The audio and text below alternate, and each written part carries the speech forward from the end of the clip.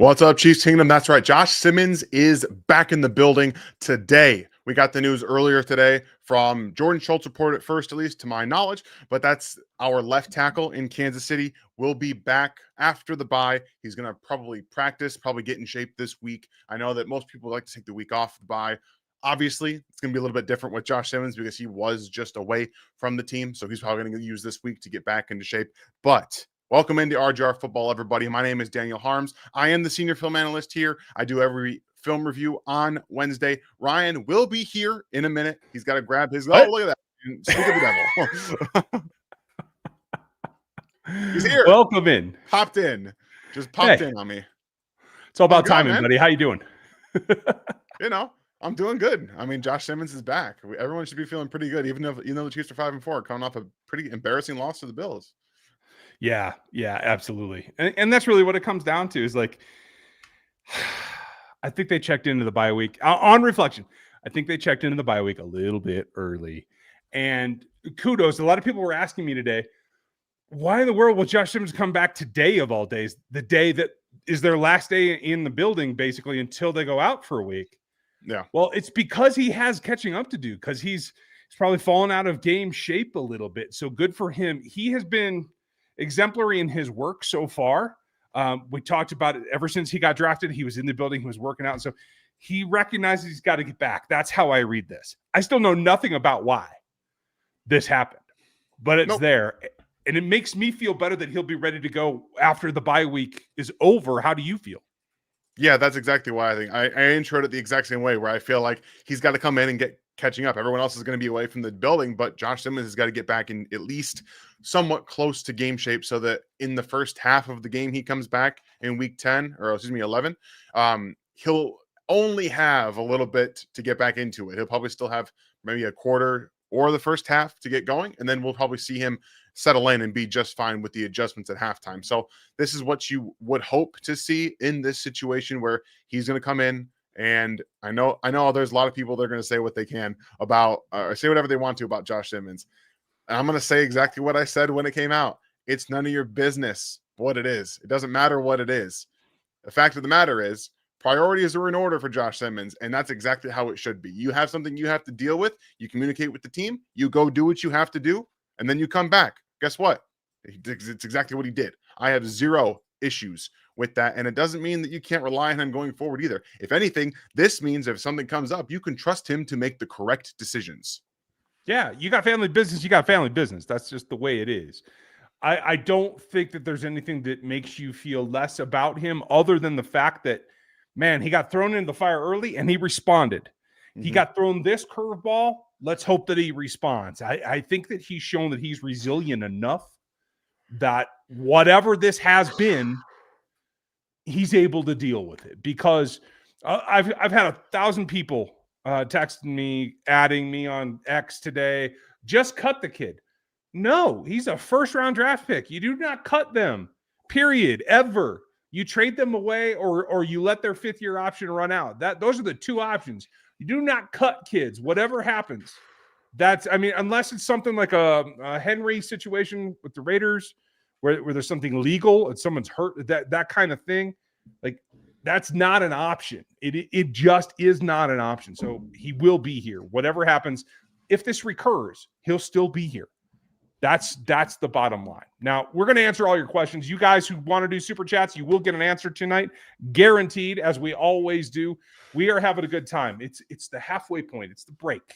We are at the bye. You want to get the gear. If you feel like they're playing like these, go get the gear, man. I'm telling you. If you're tired of all the BS that you hear everywhere else but here, go get the hat that Dan's wearing, because that's what it means. We're going to tell you like it is, good, bad, or indifferent, and we're going to get right after it tonight. Any further thoughts? Did you rewatch yet? I've only gotten through a small portion of the game. Yeah, I watched the offense today, and I know everyone is trying to kill Patrick for his game. Didn't think he had the best game, but I also don't think it was all on Patrick Mahomes.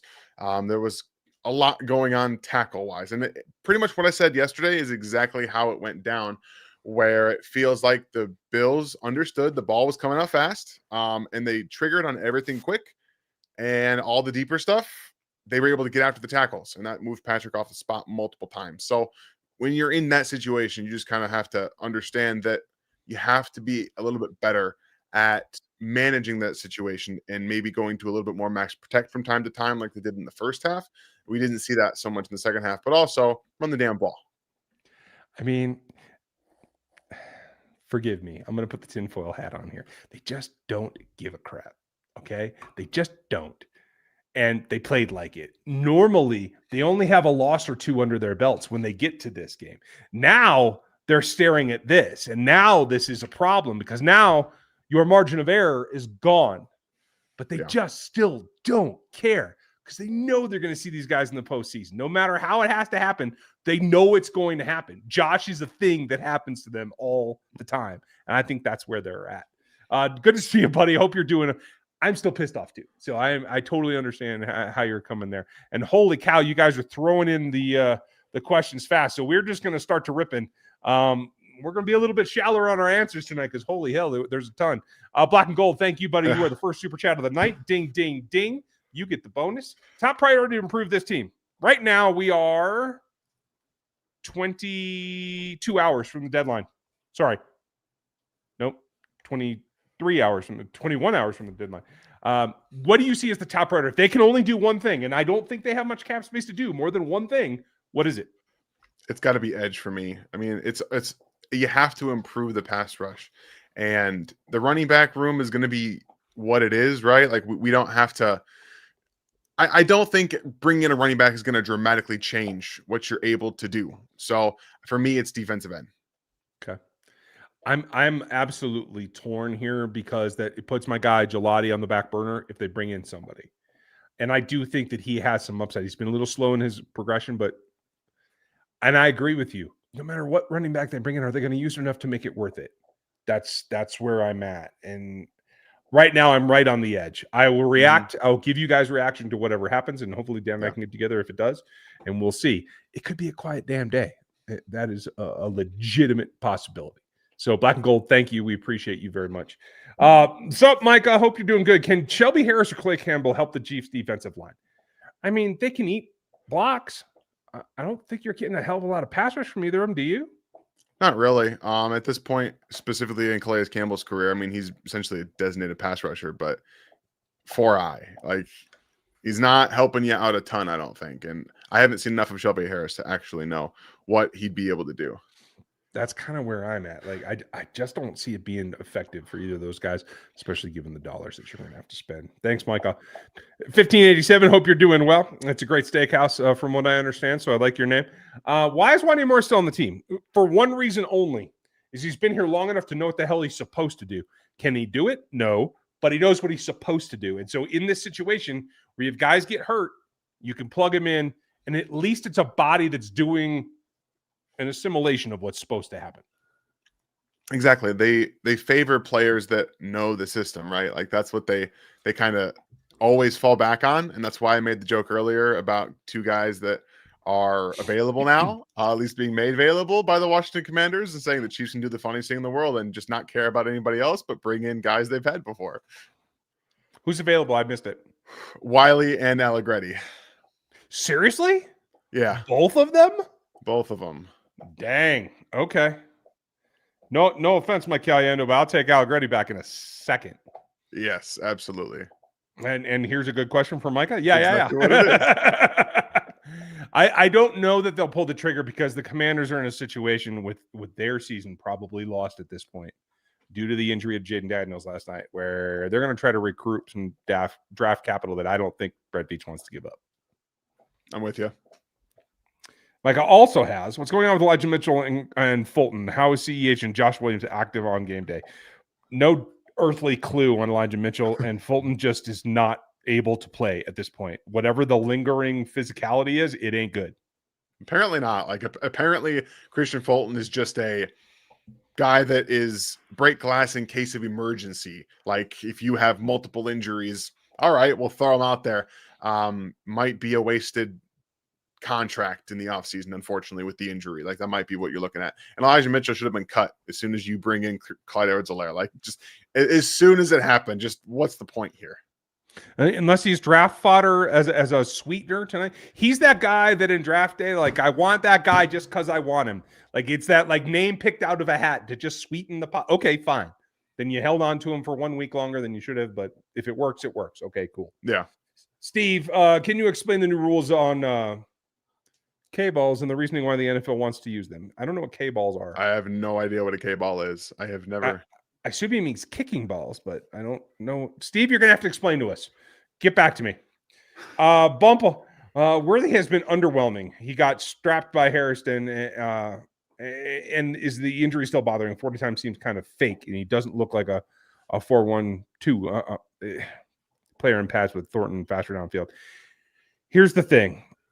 He's a 4-1-2 track guy with a track stance and a track standoff, and he is an experienced track runner. Playing against contact changes all of that. I still feel he's very close, and I think Thornton only gets the appearance of more separation because of his length of stride at the end. The thing that I'm disappointed about is, for all of his knowledge, and I do think Xavier has come a long way in understanding the game in this offense, there are some basic things that still aren't clicking. The ball's underthrown. Go take the damn thing away from the defense. Don't stand there, even though you think you might have a shot at it, and let someone else take it away from you. Go fight for that ball. That's what I would have liked to see last night. Yeah, I mean, he does go up and get it, right? We've seen him do that. I think downfield stopping right now is kind of hurting a little bit. I'll be honest, he doesn't look fully healthy. He looks a little uncomfortable out there, and that's not surprising given he's got multiple injuries. It's not just the shoulder. You know, he had the ankle as well. So I know everyone's kind of worried about a go route where he has off coverage and running against a guy who's also a sub 4.3 athlete. That doesn't bother me in the slightest. Like, we are in this situation where fast guys are fast, right? But one thing I'd like to see him work on more is actually release package stuff at the line of scrimmage and defeating arm bars and using his hands a little bit more. Yeah, because that's when you have someone that's nearly as fast as you, that's the difference. It's in the technique down the field. It's not in the steps downfield.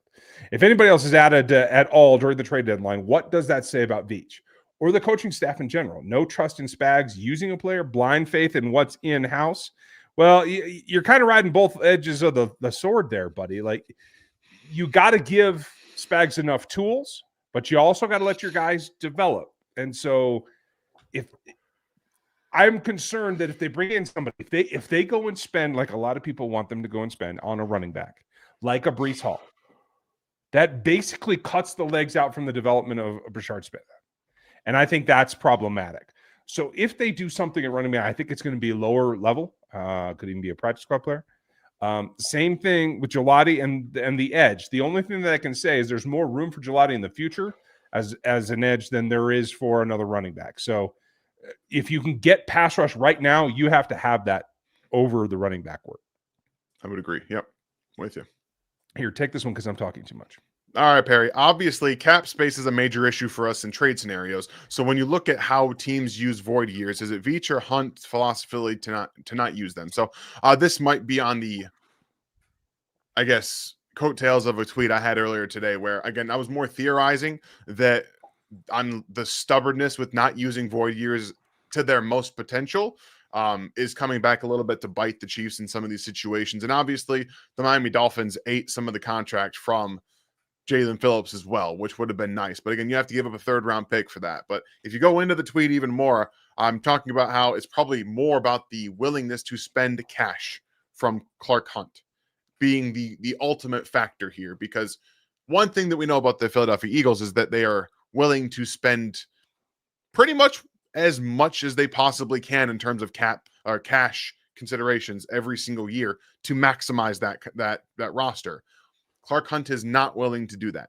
He's never been willing to do that. He is one of the richest owners in the NFL, and he refuses to shell out some of those things. As we've seen every year, what's a complaint about the Chiefs' facilities? They aren't good enough. The players themselves have said it's not good enough, and he has not been willing to really upgrade those things. So I think right now it's more of a Hunt philosophy when it comes to not spending cash, not so much the void years. Where did Phillips go? What happened? The Eagles traded for him. They Okay. spent a 3rd-round pick. They traded for Third. Jalen Phillips, and in Miami ate a good amount of that contract. Okay.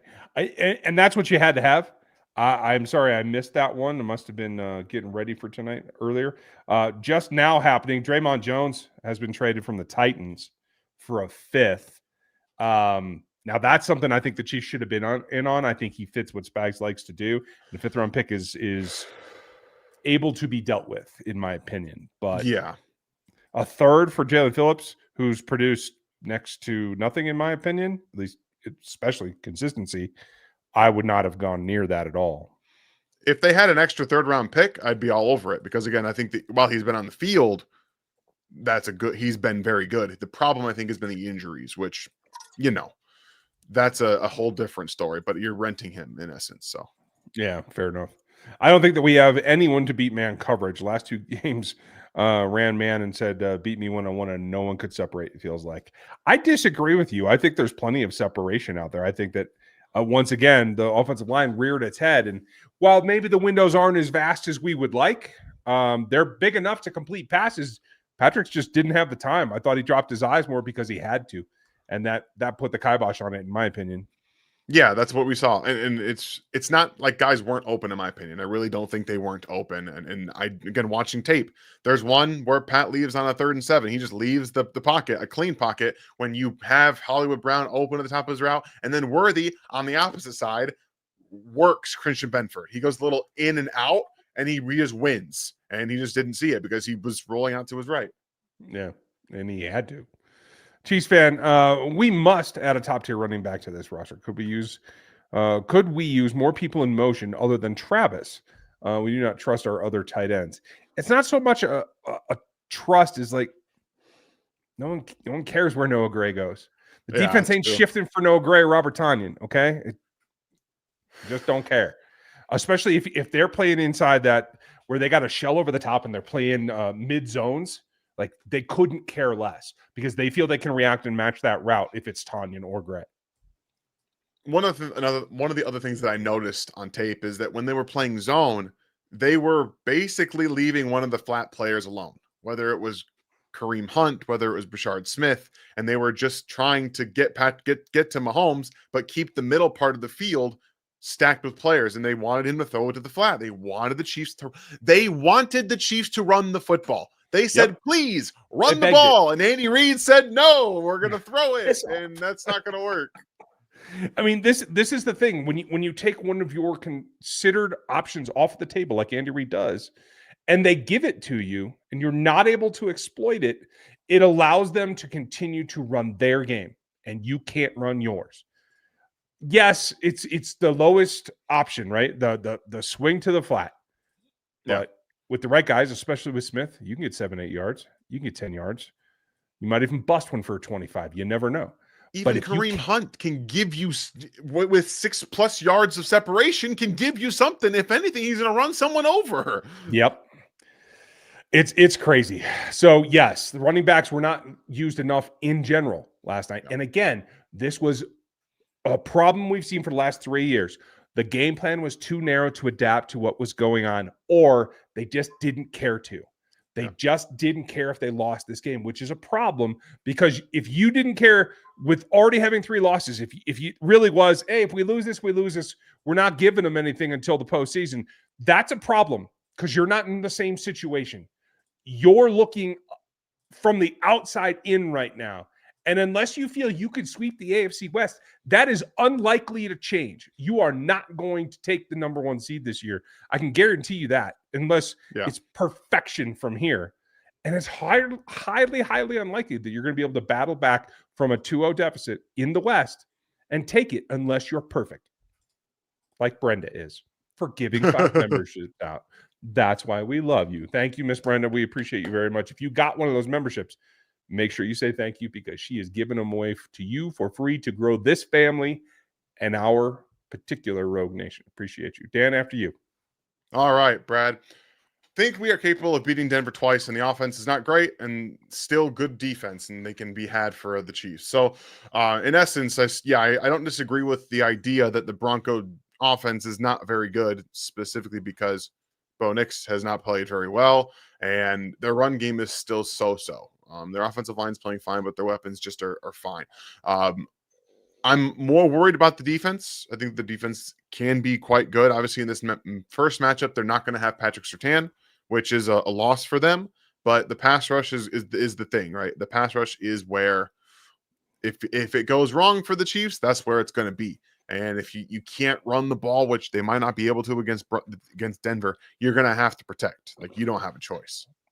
There's no way. It's going to be a big test for Kingsley in particular because Zach Allen's going to be over him all day long. That's just the way it's going to be. Appreciate you, Brad, and appreciate you, Minotaur.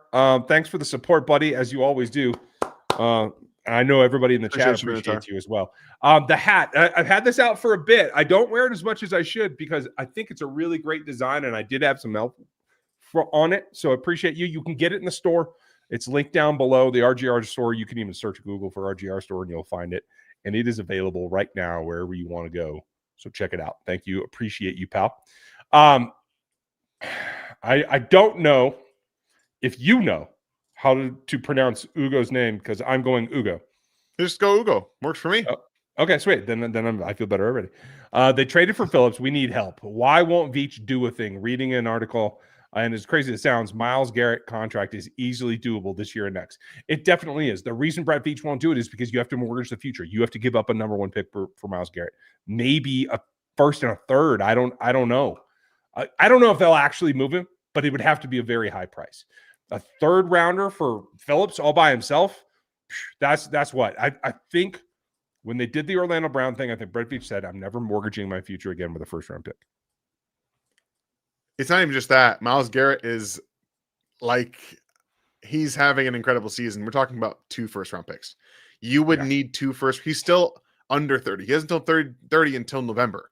So we're not talking about somebody that's getting to the end of their career. If anything, he's literally entering his prime. He's the best defensive end in football. You would have to give 2 first-round picks. And the Browns are not trading him. They're not trading him. There's no world where that happens, period, in my mind. So I just... He's Mr. Brown. I mean... Yeah. I mean, and not just that, the contract is huge. It's huge. And they're not going to eat that contract. No, I don't think so either. It's very difficult to see them being able to, honestly. So thank you, Ugo. Brad, it's good to have Josh Simmons back in the left tackle to help us against Denver in 2 weeks. Yes, he will, especially because if nothing else, he's going to be rusty. He's going to be a little bit out of sorts, but he's an athlete. He's a better athlete than Kingsley is, and athleticism is what you need this week against Benito and Cooper because they are going to come at you. They're going to attack you high on that outside shoulder, and they're going to try to get around the edge, and he has the feet to combat it. I just worry a little bit about his hands, to tell you the truth. I would amend better athlete to saying a better recovery athlete than Kingsley. Okay. I think pure athlete, I think Kingsley is still a better pure athlete, but in terms of the defensive footwork, to get back in front of him and to keep his base, he's a way better athlete than Kingsley is. Kingsley just still, you see it a couple times a game still where he gets up like this and he gets knocked back just a little bit, and that's where the wonkiness comes in. It's far fewer times than we've seen in recent. He's been getting a lot better. We're going to talk about him in a little bit. There's a question about Kingsley, but Josh is so good, man. He's just so much fun to watch. Hanneman, I'm not sure what this is referring to. Without him, Benito would have murdered Patrick. I mean, I'm assuming Josh Simmons. Okay. Would have murdered meant past tense to me, and I know it hasn't. Thank you, Daniel, for reading questions because you're better at it than me. I'm quitting now. Go ahead.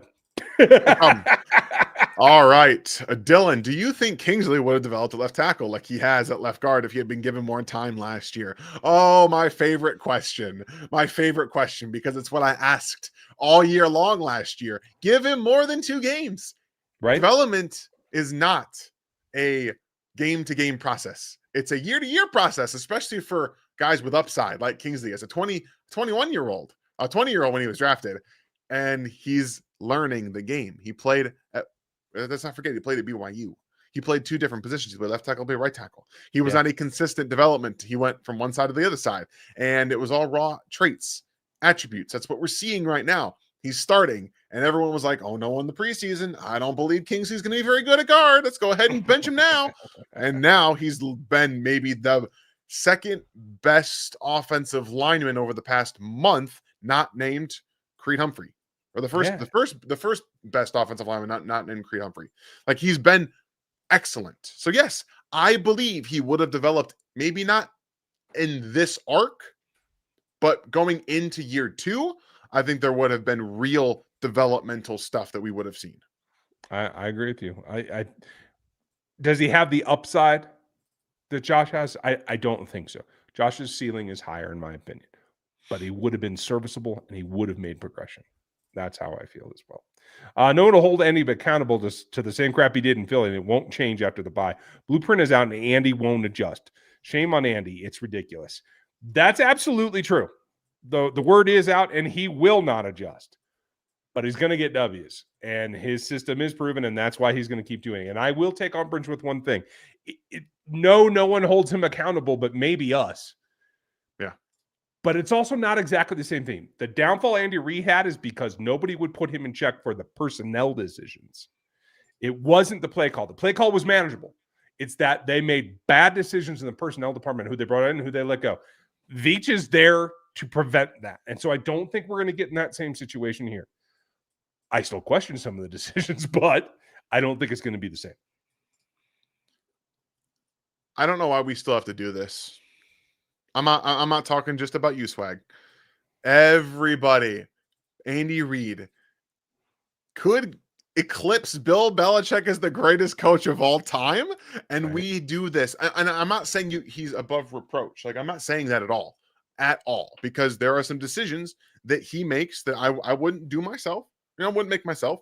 But at the end of the day, the combination of everything, the ability to make in-game adjustments, which I still think he's one of the best at, and scheming up zone versus man, he's still one of the best at doing that. He's able to get a ton going in that regard. So I understand that nobody is above reproach. Nobody is above being questioned. However, Andy Reid has earned a lot of wait and see. And Bezoza, yes, he did. They just didn't execute very well in the second half. They made adjustments. I would have liked to see the run game more, but they did make passing game adjustments. Those were there. They just didn't execute very well. And Andy's not executing plays. He can't go out there and execute for them. He can't make that happen. He also can't make them play with more effort than the Bills played with. Because I think that the Bills out-efforted them. The Bills out-physicaled them. It's sad, but it's true. Alex, do any of your sources think that a move is coming? What I've been hearing today is that there's a lot of calls out there. I don't know if anything's actually going to happen. The Draymond Jones was one that I was waiting to make an announcement. I actually have a short that I already recorded for it because I thought it was a significant possibility. Yeah. Because they can't overspend, but they got to get somebody that raises the floor. I thought it was a decent fit. Didn't happen, clearly.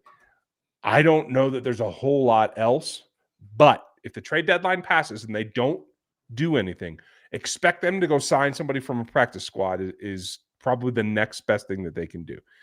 I don't know who that would be. If you had to pick a running back off of a practice squad, dude, like, do you have anyone in mind? No, I don't. Okay. The only guy, and again, I don't think he's on a team anymore, is Damian Martinez. I don't know what's going on there.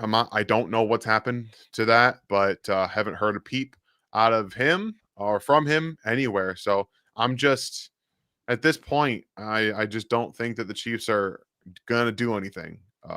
They are, and again, I'm not saying that they're not trying to make moves. I'm not saying that at all. There is a price that they are willing to go for. There's a price that they're willing to not go above. That's the thing. So yeah, I agree. I'm just double checking here his current profile. I think he is on the practice squad in Seattle. I know he was. I just haven't seen. Maybe they haven't updated in a while. Yeah, fair enough. Okay. He's one. Donovan Edwards is still in New York, as far as I understand. He's got some home run hitting ability.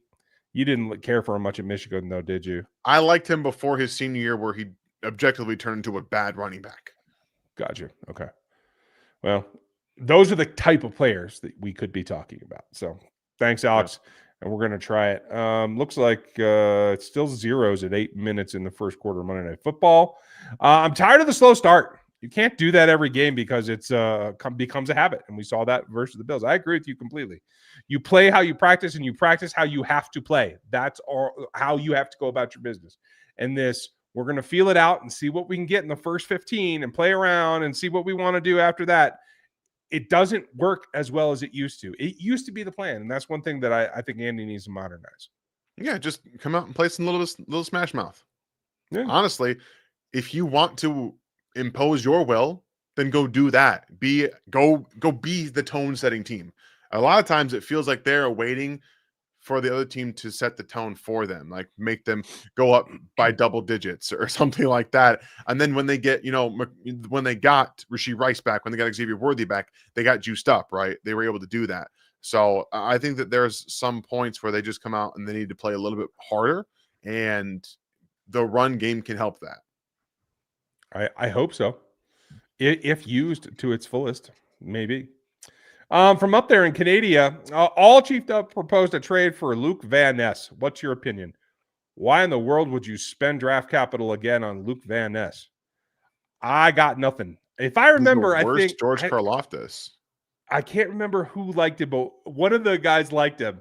And hey, if I was in that spot and I was like, hey, go get Ashton Gelati, it'd be the same kind of deal. So, but no, I would not spend more draft capital to retread Luke Van Ness. I don't think you get anything out of it. Like you said, at edge, he's just another George. Got to have more oomph than that. But thank you, Michael. I appreciate you, and thanks for the support. And say hi to the guys for me. I hear from them every now and then, but not as often as we used to. So, hey, hope you and they are doing well. Why didn't Mahomes throw it to the RBs in the flat? Good question. And they were open quite often. They absolutely were. That was the bait. They were giving them that. They were letting them run. They were letting them throw to the running backs. And it wasn't the game plan, and they didn't shift out of it. They felt they could force the action, and they were wrong. Sometimes you're wrong. Sometimes even somebody as powerful as Patrick Mahomes and as well organized as Andy Reid is wrong. Again, this comes back to game planning and not being able to roll with the punches effectively like you have to. Every team is multiple now. Every team can shift gears. If you can't, you're at a disadvantage. I think that Patrick just didn't get there, and they were, again, the plays were there. They were like Jeremy said, like Jeremiah says, they were open. Mm-hmm. I think that Pat got sped up, and he didn't look to the flat more often and quicker. Honestly, like it feels like we talked about this going into the season, where the aggressive mindset, right? They want to play more aggressive. They want to throw the ball down the field, and I don't have an issue with that.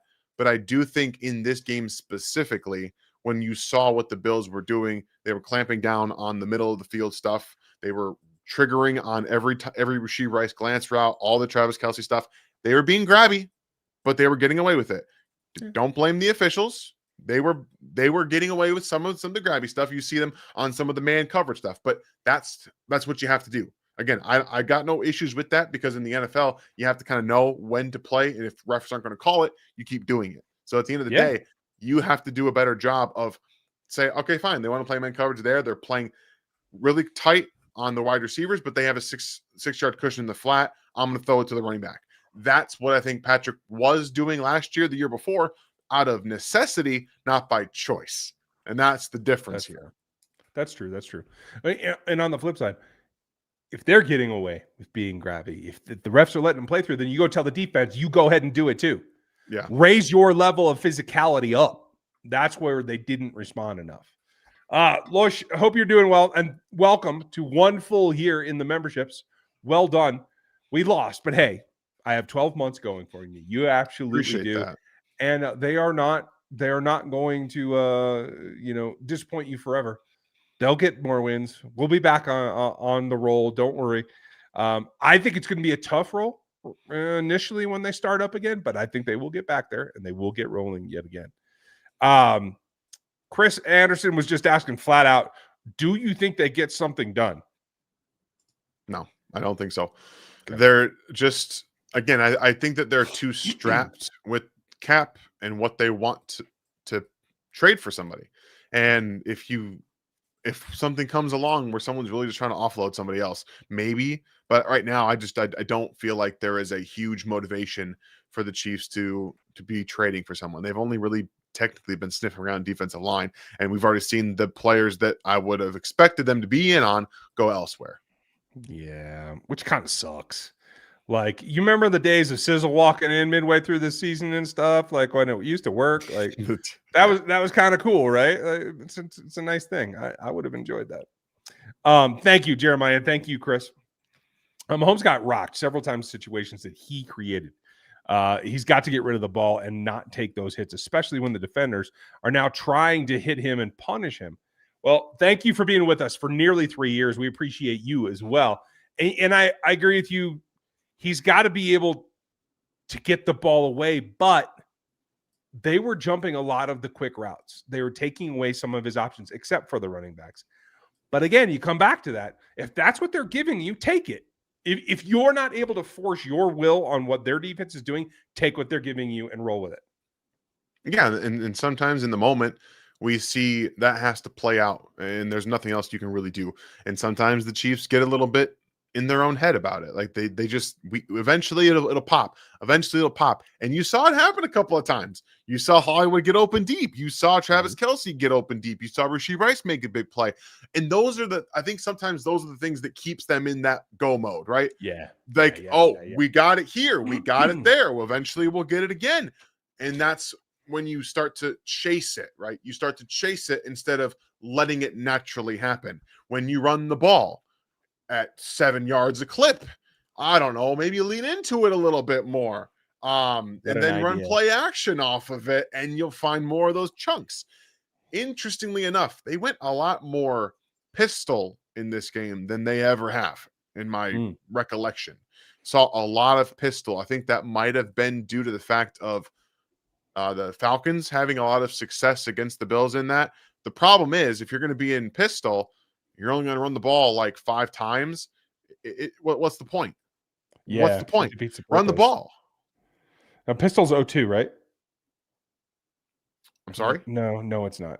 It's not. Sorry. What's the designation for it? I don't have a clue.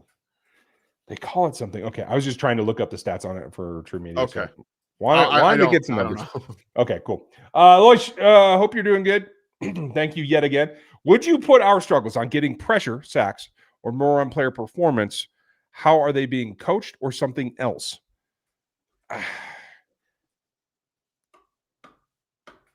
If you're not Chris Jones, it's on talent and experience. Yeah. George Karlaftis is playing his game. I won't say he's playing the best ever, but he's playing his game. Like I do think 2 games ago was maybe one of his best performances ever. Yep. So I do think he can see the ceiling from here. Ashton Gelati, throw him out. He's a rookie. Like he's not being relied upon. Mike Dana has had a flash where he played probably one of his better games, right? But Charles Omenihu, physically not able to do what he used to do. It's a talent, physical thing at this point for me. They still just only scratched the surface against Washington, an objectively bad and hurt offensive line. Against good offensive lines, they will struggle. The Bills have a top 3 offensive line in football, and they clearly struggled. They could not get any pressure.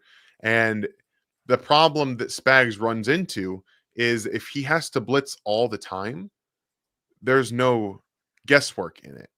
Like you're not making the quarterback guess what's coming. That sack they got on Josh Allen with Trent McDuffie was a fantastic blitz, but he can't just keep doing that. Right. So eventually patterns emerge. He has a type at defensive end. We see it. The problem with that type is it's a limited ceiling type. That's just the truth of the matter. And Percy, thank you. Appreciate you. This is what it is. when you're given that opportunity and you have a back like Robinson and the willingness to run him, you can achieve good things. If you're not willing, even if you have Robinson and you're not willing to call the game that way, there's nothing you can do. You can't take advantage of what they're giving you. And sometimes you just got to do that. Night Hunter, congratulations, buddy. Appreciate 52 you. months, 4 1/3 months. years.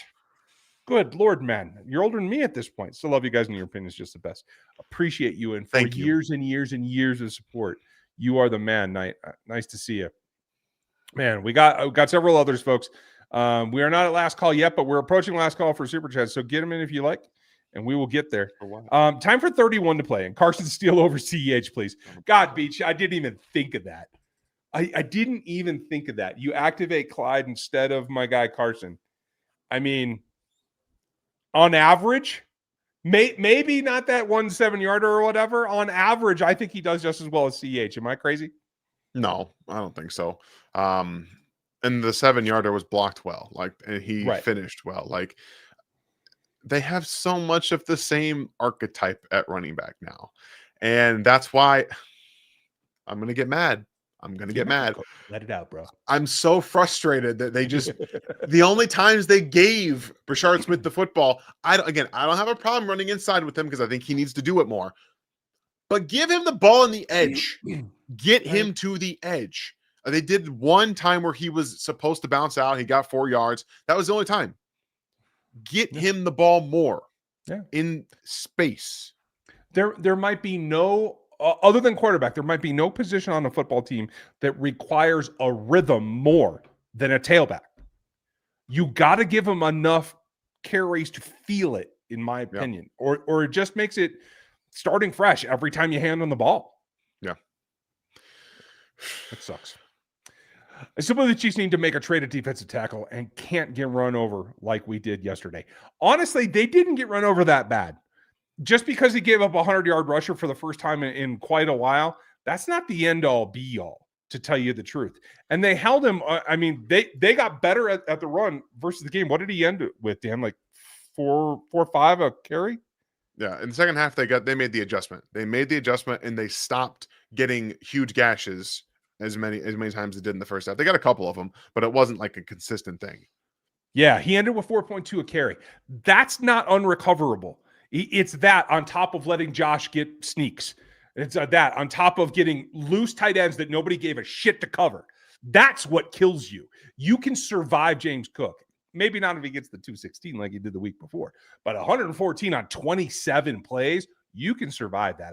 I don't think that was really the problem. It was just, it's probably the biggest like exclamation point, really. Yeah, it's if you guys look at the dots, I know we don't like to always look at dots, but the spread chart from what Josh Allen, where he threw, how many of them were behind the line of scrimmage? Tons of them. They attacked the edges. They specifically attacked the linebacker angles, and they did it all game long. And then they found ways to leak tight ends out, and they found ways to get Drew Tranquill one-on-one with Dalton Kincaid. If you're able to do that, which again, hats off to the Bills for running hurry up and keeping the Chiefs out there in base and going from jumbo to spreading it out. So where you have to have one-on-one with tight ends and linebackers and taking advantage of it. The Chiefs don't have a tight end that's not Travis Kelce that can help you in that regard. There's no real matchup that you want from that to win. So it's just what it is, man. Woosah. It's going to be all right. Would Javon Kinlaw or Daron Payne be a fit for us? I don't trust Kinlaw, but I think he could play in this defense and maybe at least crush the pocket. I don't know if he's going to be beating down gaps and actually getting after the quarterback. How do you feel? I don't think either of these guys are helping you out. And pretty sure Javon Kinlaw's already gotten hurt a couple of times this year. Like I just don't think so. Yeah, that's fair. Thank you, though. Appreciate you, Beach. Addicted. Hunt was getting 10 yards a clip at times, and Shock Andy abandons it. What's it going to take to open his eyes and run the damn ball? I love you, man, and I appreciate you asking. It's not going to happen. That whole thing, old dog, new tricks. Andy, don't run the ball. As much as I cry, and I've been crying since the day he came to town, he's not going to change it. Like every now and then you'll get a game where he calls maybe up to like 40% run in the play call sheet, but then he goes straight away from it because he just he doesn't feel it's efficient. It doesn't have enough options. He was too reliant on what he doesn't like to see. I don't think he will ever change myself. In the regular season, I don't think it will. However, in the postseason, if they see the Bills again and their run defense is still as bad, I am expecting the Chiefs to run the ball. Because I guarantee you the Bills are going to dare you to do it. They're going to dare you to do it. And this is a different situation than the regular season. You got more games after that. In the postseason, you don't have any. You don't have a choice if they're going to basically say, hey, run the ball. We don't want you guys to throw it. At some point, every NFL offense right now, okay, in this day and age, has to be able to run the ball. You don't have to run it 50% of the time, but you have to run a little bit more. There was one play in the second half that I saw. It was a 2nd and 5, and Patrick, it was an RPO. He didn't hand it off. He threw it to Xavier Worthy and lost 2 yards because they rotated the safety down and made it a 3-on-3, and he was by himself in the flat. He is not a quick twitch guy. He did make the first guy miss. Good for him, but blockers weren't able to help him out there. Hand the ball off. It's counter. Let Kareem Hunt do what he's going to do. And then the 3rd and 3 play pisses me off more than I think anything else in this game because they were going to go for it on 4th down. They were going to go for, if you're going to go for it on 4th down and 3rd and 3, run the damn ball. Run the damn ball. One, Jawan Taylor's not going to get called for being lined up behind the center because he's going to be on line of scrimmage looking to make a run block. And you're not going to have to worry about Rashee Rice running the wrong release point. He releases inside. So if you visualize in your mind, Rashee Rice is on this in the slot on the right-hand side. They motion Xavier Worthy from left to right. It's supposed to be just a little dump-off pass to Xavier Worthy to create this motion outside and then get Rashee Rice to just go upfield to create a pick and get him wide open. Rashee Rice releases inside, and then the DB comes around, and there's nothing that could help. And then I also saw people on Twitter complaining that Patrick didn't throw a very good football. Well, hello, he has to throw it over the defensive end who's putting his hand up in the air. And that dude in particular has length. But that was Epinesa, if I remember correctly. Multiple times that he's gotten hands on Patrick passes. Multiple times. Absolutely. And just as a side note, folks, is Jacoby Brissett really better than Tyler Murray? I'm just asking for a friend. You mean Kyler Murray? Did I say Tyler? See, I don't even know the kid's name. Murray. Well, he's probably playing video games somewhere. I don't know. But I am really starting to doubt whether he has it for this league. I just want to throw that out there because, I'm feeling spiteful. Ruthless, nice to see you. Why do we run play action when our run game is below average? And I hope that Jalen from Notre Dame falls, even though LK, he isn't. Okay. I don't know that one.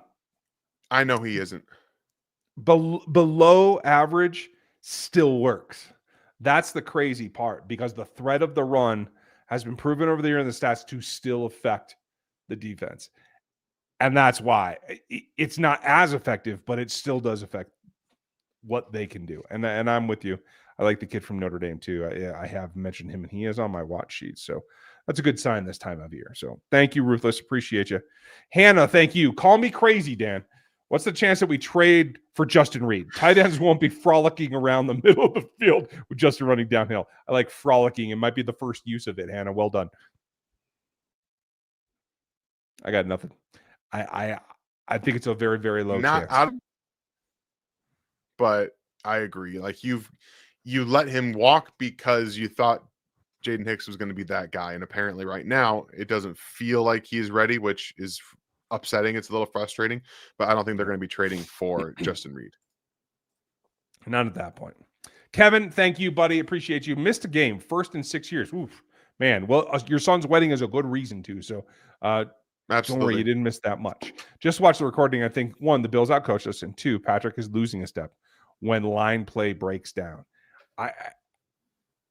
You can call it losing a step. I can't necessarily argue with you. I feel like he's more easily rattled because of the last 2 seasons myself. That's how I would put it. What do you think? I mean, it's what happens. I think when the tackles are starting to get beat around the edge quickly, he goes into I need to create mode. And that's unfortunate because he can win from the pocket. He can win in any way you need him to, but I do think sometimes he reverts to panicking a little bit when the tackles are getting beat and the first read's taken away. Yeah. So and I don't necessarily blame him a ton in that regard because it is a Yeah. behavior that he kind of had to develop for a few years there. I do think that getting Josh Simmons back, and we'll see what happens with Juwan Taylor on the right side, but Jalen Moore might have to slide over there for a game or two, depending on what happens there. But I think they'll be okay. I'm expecting more on the right when we get back from the bye. Yeah. Maybe I'll be wrong, but that's kind of how it feels to me right now. Thank you, Kevin. Appreciate you. Hannah, thank you as well. Andy would rather eat a salad than run the ball. Yeah, that ain't no hamburger. You're absolutely right. What the heck happened to Jalen Royals? Well, Phil Baggins, he got himself a redshirt year. He doesn't have to do much. They don't have to rely on him like they did on Rasheed and then they did on Xavier because they had to. And so he's getting a chance to mature. Let's say we're going to learn from Rasheed. We're going to learn from Juju, and see what he can become. It's exactly what it is. Like again, I'm very high on Jalen Royals. We're going to see probably what happens with him next year. But right now, it's a good situation to have because I think you've gotten more out of Tyquan Thornton than you expected. I know he hasn't been putting stats up recently, but he's being effective still in just about every facet. Hollywood Brown is making plays every game. Juju Smith-Schuster's playing games, making plays mostly every game. So it's hard to put veterans who have put in the work, put in the time, know your system better than a rookie does. It's hard to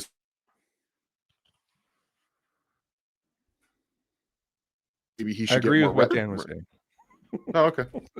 You froze I up just for cut out. me a That's little cool. bit. I don't know if it was just you or if it was just me. I You saw never it know. flicker on the screen, so You never know with my interweb, It is what it is. For you, from Oscar, hey guys, good to see you. But what if we make a trade? Who would you like to see help this team if you had your druthers? well, unfortunately, he was already traded to the Eagles. It would have been Jalen Phillips. I thought that again with the Dolphins basically having a fire sale, maybe an unrealistic one because Miami is also still having a fire sale. Minka Fitzpatrick could be interesting. If you don't if you don't think that Jaden Hicks right now is ready, one guy who plays that role very well is Minka Fitzpatrick, and he would be able to come in and play Spags defense, I think, relatively well and wouldn't take much time to get used to it. That is an intriguing option to me because he can also come down and play against tight ends and be a big nickel if you need him to. Agreed. Then that puts Chamari Connor in a different role, and that's Correct. probably a good thing. Yeah. So I like that. Bradley Chubb, he can rush the passer, but I don't think he's worth the contract that you would have to pay unless they eat quite a bit of it yet again. And I'll tell you this. It's a total long shot. They'd have to eat salary in Tennessee and they'd have to do something on this end. But I would like the Simmons and Simmons show. I think Jeff Simmons or Jones would have fit into this scheme and helped is what I think. But that is the longest of shots. So, Brad, what do the Chiefs need to change to do this on offense and defense in this bye week? What do you have? Well, we know that Spags is one of the best defensive coordinators in making adjustments post-bye. Pretty much every single year, their defense gets better and better and better after the bye because both Andy Reid and Patch and Steve Spagnuolo are very good self-scouters when it comes to watching everything during the bye week and understanding what they're good at, leaning into what they're good at, and trying to get away from things they aren't good at. So self-evaluation, it's going to suck, Andy, but run the damn ball a little bit more. Run from under center a little bit more and stop running outside zone from shotgun. Scrap it. Take it out of the damn playbook. We don't need to see that crap anymore. You don't need to run from shotgun at all. At all. Like, we don't need to see this.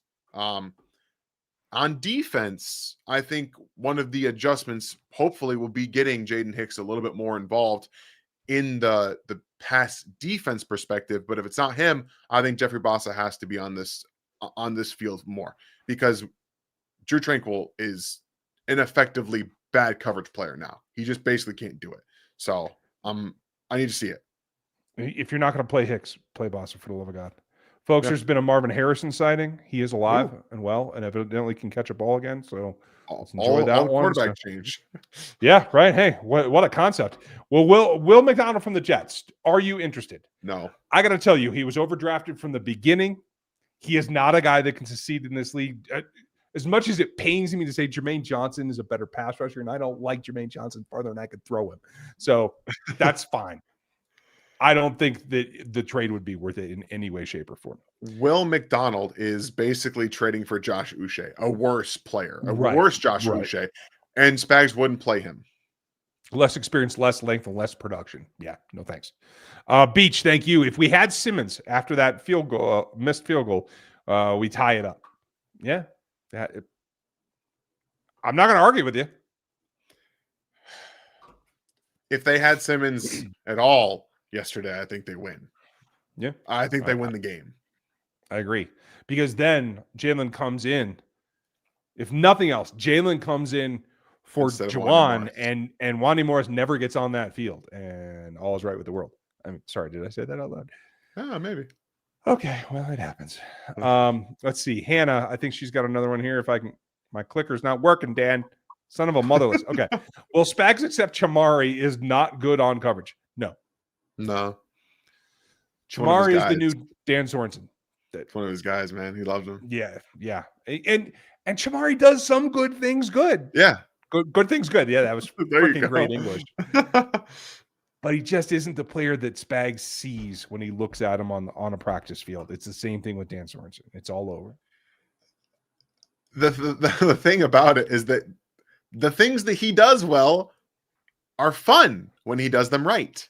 Right. The problem is Spags sees him more as a guy who can play nickel, who can play safety, but he's not, and linebacker. Sorry, I forgot that one. But he's not all of those things. He's found a spot where he actually plays well, and that's just at safety, just at split safety, box safety. That is it. Yeah. Use this L and get better. That's what Beach is saying, and I like it, and I like you for being one of our members. I like the simplicity of that right there. Yeah, absolutely. And thank you. Good show. Hit the thumbs up. We would appreciate that. That always helps us. Thank you, Beach. You've been a master tonight. Okay, Ninja, great question. And thank you for the support. If CEH is above Mitchell in any way, whether it's the Bills or not, why is Mitchell on the roster? There's no answer for this question. There isn't one. We cannot answer this. We have no way of telling you other than maybe he has dirt on Andy Reid. I don't know. How else would you have somebody on your roster, but then bring up someone from the practice squad and play them over them? In what world does that make sense? Yeah. It just doesn't. Again, if this trade deadline passes and you're not going to use him, you shouldn't be on the roster. Yeah. Maybe they're trying to dangle him. I don't know. I don't know why you would. Anybody could have had him. There was a time where he might not even have made the roster in camp, so I don't even know. But to that point, if you want to trade him and he hasn't played all season, why isn't he playing last week? Why didn't he play against the Bills? Showcase what he can do. If you want to trade him, showcase it. But no. Right. No, they skipped it. They said, no, we're good. Kevin, thank you, buddy. How would you rank the offensive lines 2020 to present? Whew. I got to go back and look. All right. Well, realistically, a healthy version of the 2020 offensive line is the best. But that was the year that they all got hurt and they never really played again. So you have to take that into consideration. I still think it would have been the best. But if we're talking injuries factored into that, this healthy version of so we can't really do that. Healthy version 2020, healthy version 2025. And then I don't care how you rank the rest of them, they're all pretty bad. Yeah, they are all pretty evenly bad. That's a good point. Okay, I like that. Thank you, Kevin. I appreciate you. Makes me miss the days of 1996, et cetera, et cetera. That's just the God's honest truth. Brad, do you think the Chiefs are capable of running the table these next 8 to 9 games? They have 8 left, right? Nine might be the difference. Yeah. They have 8 left. I'm going to tell you this. It might not be a lot, but yes, they do have the capability. If they get things figured out and they decide we're just not going to give up the AFC West, we want that next. This is going to be a decade, right? They win the AFC West this year, it'll be 10 years in a row. If they decide that's important to them and they're just not going to lose to the AFC West, they could run this table. Yeah, I'm with you. I I don't think they're going to, but they're capable of it. I do think they are capable of it for sure. Agreed. That's where I'm at too. Okay. Hannah, thank you. If Mitchell and Fulton aren't traded, I'll scream. Just scream away. Because I don't think Fulton's going anywhere. I hope that Mitchell is something, but I don't think Fulton's going anywhere right now. Honestly, from A-Tim, hope you're doing good, bud. Do they make or miss the playoffs? Just bottom line, how do you feel? Yes. I agree. I'm with you. Loesch, thank you. Yet again, losing in rough games often create a spark or a drive. Had that for a bit after some bad moments earlier in the season. Does this one feel any different? Unfortunately, to me, it doesn't. It almost feels like the expectation, like, hey, we're probably going to lose the Bills in the regular season. We'll get them in the playoffs. That's how it feels. And I've been perfectly fine with that situation. I'm never going to be mad about that if that's what continues to happen. The problem is that in this year, you've already got 4 losses. It's not a great situation to be in. I still think that they can make the playoffs and win out in that regard. When I say win out, I mean get to the postseason, get to the Super Bowl. That's what I mean. But they're going to have to make some tweaks. Yeah. No way around that. No way. Thank you, Lush. Coach Dub, hope you're good. Why is Mahomes overlooking Tyquan Thornton? It bothers me that you keep overlooking him like Dan, like Fitzpatrick, but Joshua Williams should be moved to safety. I just don't know, quite frankly, that Joshua has the vision to play safety. I have always felt that Joshua is best when he is in contact with the receiver in man. I think that's what he's best at. I question his vision and his instincts at times, to tell you the truth. He doesn't know where the ball is. He doesn't know how to play.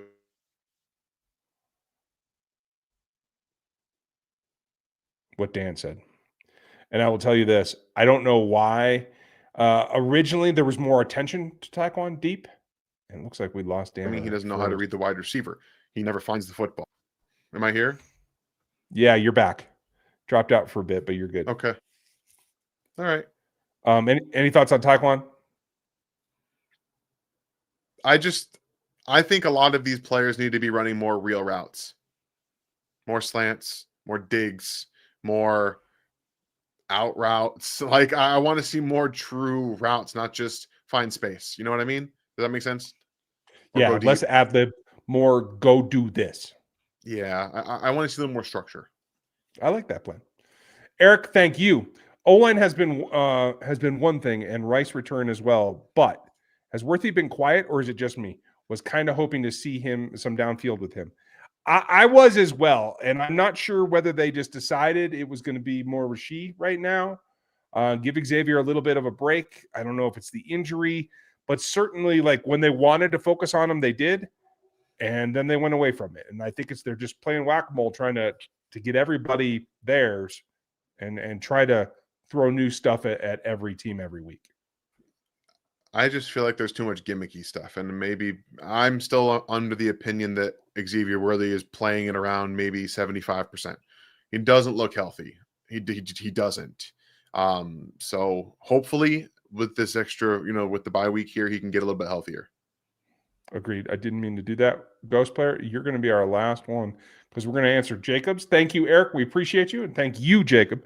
Andy's a Hall of Fame coach, and abandoning the run the past few years is blowing my mind. They can run the table, but can only afford one loss, and it's not to a division opponent. And that's the key. You nailed it right there. They have to own the West. The bottom line.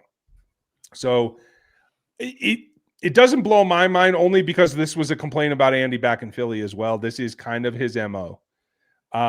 He has done better in general in Kansas City than he did then in abandoning the run. But the last 2 years, it's been really frustrating for me. And I agree with you. And you're absolutely right. I think they have it in them. I don't know that they will. And they certainly can't lose to a division opponent. Tinfoil hat theory: the Chiefs are not investing in running backs so that they don't have to give him carries. I like it. Yep. You would have to justify it if you made a move and then didn't use it, right? Yep. I'm with you. Jacob, thank you again. We're going to end on Ghost Player, like I said, 1326. I like that one. Just a number that I dig. Are we better off right now at 5-4 than we were at this point in 2021 at also 5-4? That's a good question. I think you can see it from here. I think you can see if they play their game that, yes, they can be more dominant than 2021, in my opinion. They're a better football team, in my opinion. Like, just a better football team. And right now that they aren't always executing, that team was worse at executing, in my opinion. There was a lot more tips up in the air. I know Travis has a couple of them, but there were more drops. There were more execution problems in 2021 than there are now. I think the offense is more talented. I think the offensive line is also better, which that's all the thing that matters. Yeah. Now you just got to manage it. So manage it, Andy, for the love of God. Hannah, she's joining your tinfoil hat club. Nice. Appreciate you, Hannah. We appreciate you guys hanging with us. We're going to have more tomorrow. If trade deadline comes down, I'm going to give you something anyway. But if it is trade, you will hear from me. So make sure that you got your ears on, paying attention. And the rest of the week is going to go the rest of the week. We're going to have some stuff. I might even have a super special guest coming. Trying to lock that down. You'll know when you'll know, and I will drop you plenty of hints if it does work out. So thank you guys for being here. Thank you, Dan, for your Monday night. And go enjoy Monday Night Football with the Cowboys losing. Yeah, it's always fun to watch. And you guys just try to take the bye week and reflect a little bit on the situation. Like that last question from Ghost about 5-4 being 5-4. All depends on how they finish the season, right? This team has the talent to not only on the table, but to continue to do well in the postseason. So let's just kind of focus on that and see what we can do. We'll have some film reviews for you guys this Wednesday and next one with the bye week. So look forward to those as well. I am totally with you. Thank you, Jeremiah. Thank you, Brenda. Thank you, Beach. You guys have a great night. And if something happens, you'll hear from us right away. Have a good one. Thanks for watching this video from the team at RGR Football. Click these videos to see more and subscribe to RGR Football.